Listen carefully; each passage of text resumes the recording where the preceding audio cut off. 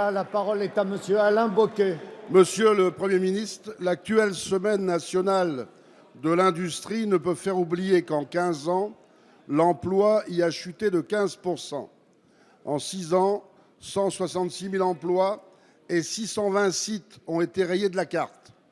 Les groupes du CAC 40, dont beaucoup s'enrichissent du travail industriel, ont vu leur liquidité exploser de 60%, mais une part importante est placée dans des instruments financiers de court terme et le sous-investissement est chronique, malgré les largesses fiscales et le CICE.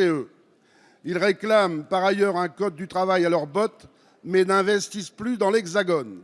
Ce bilan désastreux du capitalisme d'affaires devrait vous inciter à rompre avec les logiques à l'œuvre depuis 40 ans.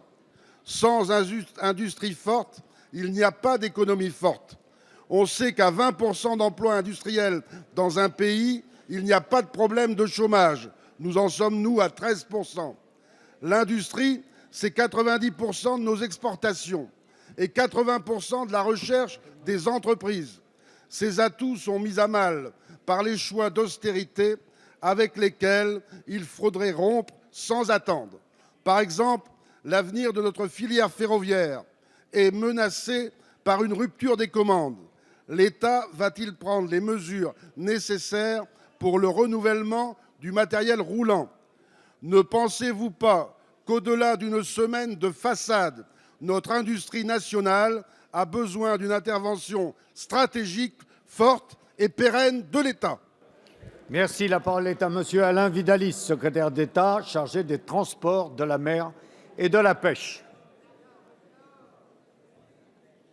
Oui, merci, Monsieur le Président. Monsieur le député, je vais répondre très précisément à la fin de votre question, notamment sur l'avenir de l'industrie ferroviaire, qui est une question majeure dans notre pays. Vous le savez, c'est une filière qui représente plus de 21 000 emplois.